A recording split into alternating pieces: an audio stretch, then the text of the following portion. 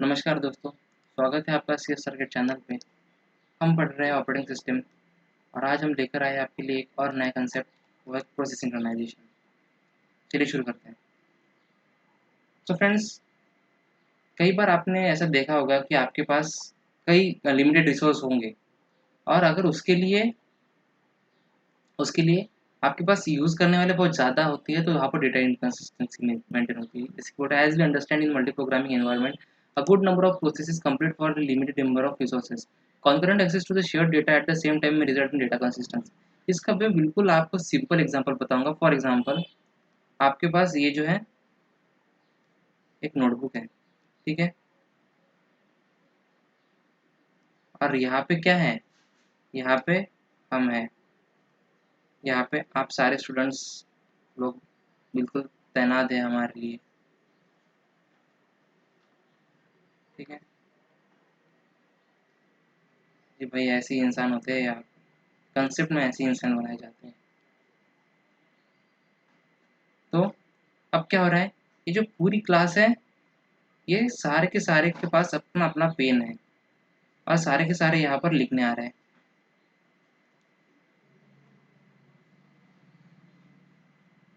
ठीक है।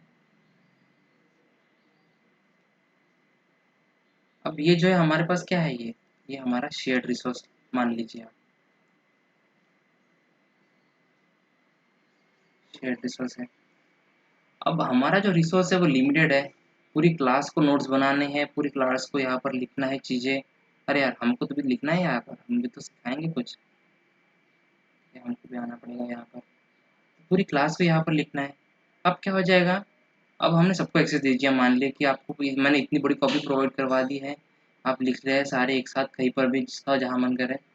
अब अब अब क्या होगा, अब फिर से आप कुछ दिन बाद अब फिर से इस रिसोर्स को एक्सेस करने जाओगे, कुछ रिसोर्स अब करोगे तो ठीक है, अब एग्ज़ाम के पहले तो कर ही लोगे गेट के। तो आपने क्या कर लिया है, यहाँ पर सबने लिख दिया है। अब कुछ दिनों बाद आप खोलोगे तो आपको क्या दिखेगा, यहाँ पर इनकंसिस्टेंसी दिखाएंगे, आपको समझ नहीं आएगा कि मैंने क्या लिखा है, किसी और ने क्या लिखा है, किसका क्या लिखा हुआ है। तो यहाँ पर क्या हो रहा है कि एक ही चीज़ को जो अलग-अलग लोग हैं, वो एक साथ रिसोर्स को यूज़ करने का ट्राई कर रहे हैं। सो कौन कौन इसी पेज पे सब जन सब कुछ लिख रहा है तो किसी को कुछ समझ में नहीं आएगा बाद में। अब हमें क्या करना है, इसके लिए एक सॉल्यूशन है।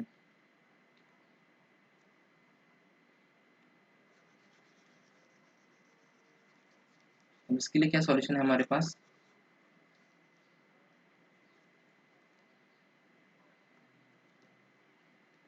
मान लीजिए आपके पास फिर भी एक ही नोटबुक है आपके पास, मान लिया आपने। अब क्या हो रहा है, अब पहला रिसोर्सेस आ रहा है, ये यहाँ पे ए लिख रहा है, ठीक है, और इसने ए की वैल्यू जो भी है, फॉर एग्जांपल जो भी बना ली है इसने बना ली। अब क्या हो रहा है, दूसरा प्रोसेस आ रहा है, अब वो क्या कर रहा है, अब वो सिस्टमैटिक सब चल रहा है। अब जब ये रन कर रहा था तब कोई बीच में नहीं आ रहा था उसके, तो इसने उसको पता है कि मैंने क्या चीज़ कहाँ पे लिखी है, कैसे लिखी है, सब कुछ। अब कोई दूसरा बंदा आएगा, वो भी सेम चीज़ करेगा, यहाँ पर उसने बी की वैल्यू लिख दी, ऐसा कुछ लिख दिया उसने कुछ भी। तो यहाँ पर क्या हो गया, सब कुछ सिस्टमैटिक हो गया क्योंकि हम सबको एक टाइम पे बस एक ही जन एक्सेस कर पा रहे हैं, वहाँ पे सब मिक्स नहीं हो रहा है, किसी का कुछ लिखा हुआ है। सो यही हमारा हमेशा से ट्राई रहेगा कि हम इसको मिनिमाइज़ कर पाएँ ताकि सब कुछ सिंक्रोनाइज़ वे में काम करे। तो ये प्रोसेस सिंक्रोनाइज़ेशन का मतलब ही आप समझ पा रहे हैं कि इसके नाम से ही कि हमें क्या करना है, प्रोसेस को सिंक्रोनाइज़ली काम कराना है।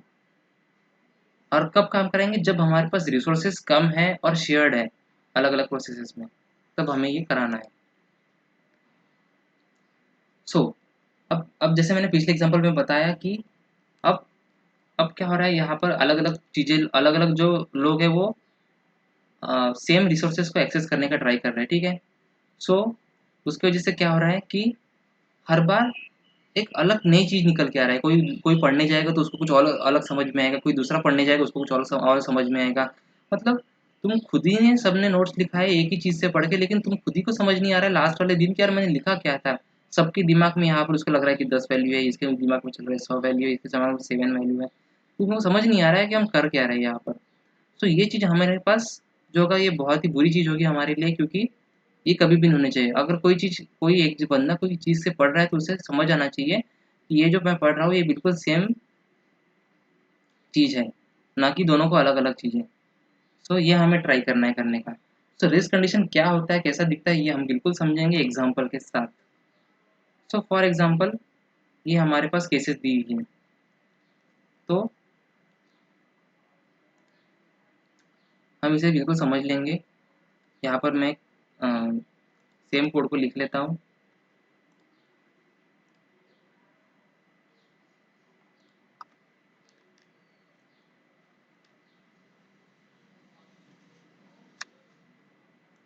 ये हमारा गेट क्वेश्चन है जो कि आया हुआ है 2015 1 मार्क के लिए।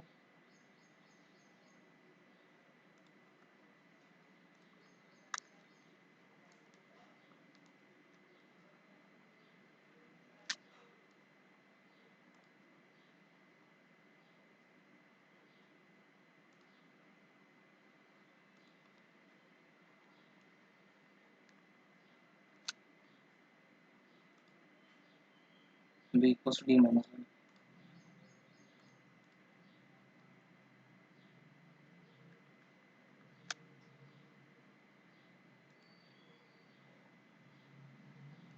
चलिए देख लीजिए। अब मैं क्या कर रहा हूँ, इन सभी प्रोसेस को एक नंबर दे रहा हूँ।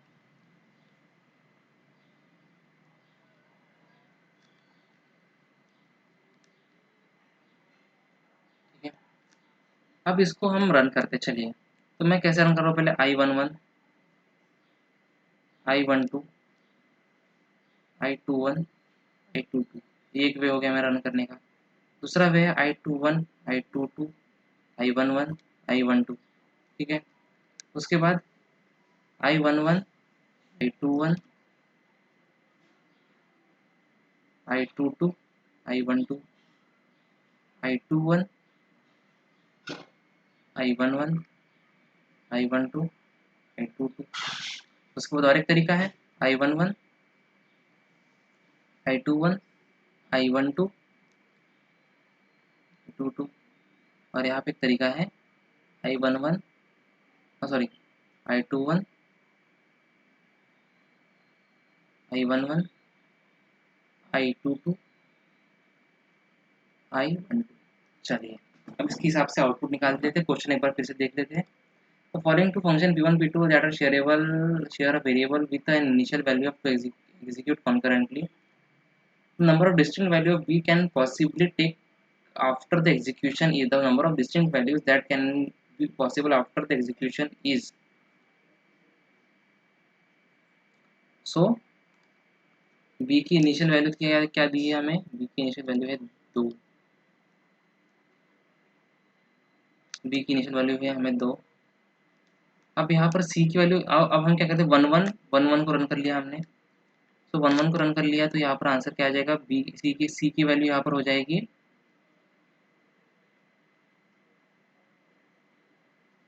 1। उसके बाद 1 2 को रन, अब मैं पहला वाला रन कर रहा हूँ। ठीक है, सी की वैल्यू 1 हो गई, 1 2 को रन करना है, बी की वैल्यू तो 2 थी। उसके बाद 1 2 को रन करना है तो बी की वैल्यू क्या हो जाएगी, 2 इंटू सी मतलब फिर से 2 हो गई। अब 2 1 को रन करना है तो डी की वैल्यू क्या हो गई, 2 इंटू बी मतलब 4 हो गई। ओके, अगर यहाँ पर नहीं लिखता है तो यहाँ पर भी लिख सकते हैं। तो 1 1 में सी की वैल्यू क्या हो गई 1, बी की इनिशियल वैल्यू तो 2 थी, सी की वैल्यू 1 हो गई, 1 2 की वैल्यू 1 हो गई, सॉरी 1 2 की वैल्यू जो है बी की वैल्यू है ना, बी की वैल्यू बी इक्वल्स टू 2 हो गई। उसके बाद 2 1 में डी की वैल्यू जो है वो फिर से 4 हो गई है, और 2 2 में बी की वैल्यू हो गई है 3। ठीक है, अब 2 1 को रन करते हैं। 2 1 जो है हमारा फिर से बी की वैल्यू यहाँ पर इनिशियली 2 है। सो 2 1 में क्या हो जाएगा, बी की वैल्यू 4। उसके बाद 2 2 रन करना है तो डी की वैल्यू बी की वैल्यू 3। फिर 1 1 को रन करना है तो सी की वैल्यू हो जाएगी 2 और बी की वैल्यू हो जाएगी 4। अब 1 1 को रन करना है फिर से, यहाँ पर बी की वैल्यू इनिशियली 2 ही थी। 1 1 को रन किया तो 1 1 को रन किया तो बी की सी की वैल्यू हो जाएगी 1। फिर 2 1 को रन किया है तो डी की वैल्यू क्या हो जाएगी 4, फिर 2 को रन किया तो बी की वैल्यू हो जाएगी 3, और 1 को रन किया तो बी की वैल्यू क्या हो जाएगी 2 इंटू सी, मतलब फिर से 2। तो यहाँ पे 3 4 2, अब 2 1 को रन करते हैं पहले यहाँ पर फिर से, तो डी की वैल्यू हो जाएगी 4, 1 1 में बी की वैल्यू क्या है, बी की वैल्यू 1 1 की वजह से 1 होगी फिर से, क्योंकि 2 माइनस 1,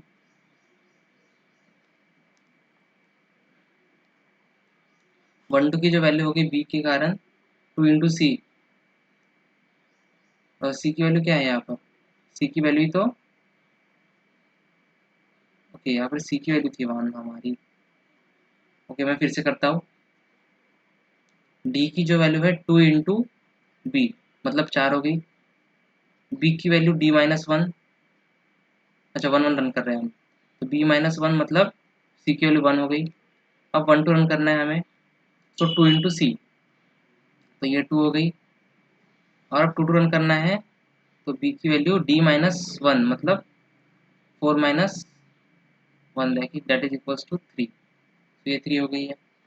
अब फिर से 1 1 को रन करता है तो सी की वैल्यू 1, 2 1 के कारण डी की वैल्यू कितनी होगी 2 इंटू बी मतलब 4,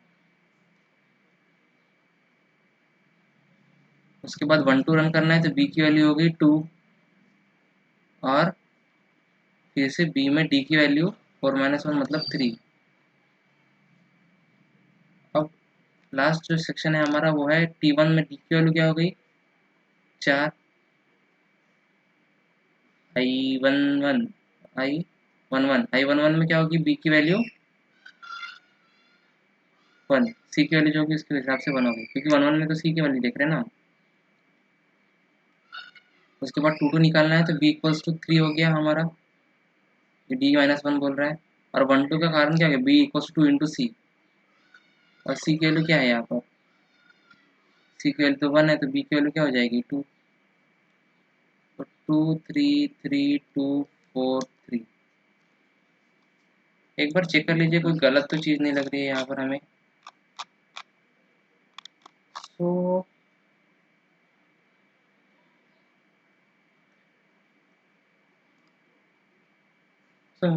यहाँ पर मेरे हिसाब से तो सही चीज़ें सारी चीज़ें सही लिखी हुई है। सो हमारे पास कितने वैल्यूज़ मिल गए, हमारे पास 3 तरह की बी की वैल्यू मिली, 1 2 3। सो बी, और एक्चुअली इनिशियली हमने लिया क्या था बी की वैल्यू 2 ली थी। सो जब एक ही चीज़ को हमने अलग अलग तरीके से रन कर लिया है, क्योंकि अलग अलग प्रोसेस से वो सेम चीज़ को अपने वे में रन करने का ट्राई कर रहे थे, एक बार में हम रिस्ट्रिक्ट नहीं कर रहे थे कि एक बार में एक चीज़ एक प्रोसेस रन कर पाए। तो इसकी वजह से यहाँ पर क्या हो रहा है कि हमें अलग अलग आउटपुट मिल रहा है, मतलब डेटा इनकन्सिस्टेंसी हो रही है। तो यही चीज़ हमने यहाँ पर देखने का ट्राई करते हैं, that is why we need some synchronisation, क्योंकि the condition in which the output of process depends on execution sequence, यहाँ पर एग्जीक्यूशन सीक्वेंस जो है वो चेंज हो रहा है, और उसी के कारण हमारी जो है रेस्ट कंडीशन तैयार हो रही है। ठीक है, तो यहाँ पे हमें पूछा था number of distinct value that we can possibly take after execution is. तो क्या हो जाएगा इसका आंसर, सो ये देखते हुए हमें लगता है कि इसका आंसर बिल्कुल हो जाएगा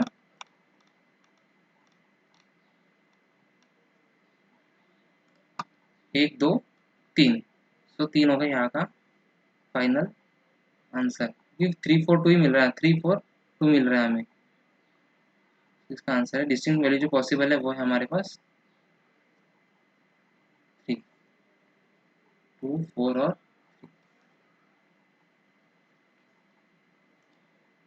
सो फ्रेंड्स आगे कुछ और क्वेश्चन देखेंगे हम, यही क्वेश्चन देखने के लिए हमारे साथ बने रहे, सब्सक्राइब करें, धन्यवाद।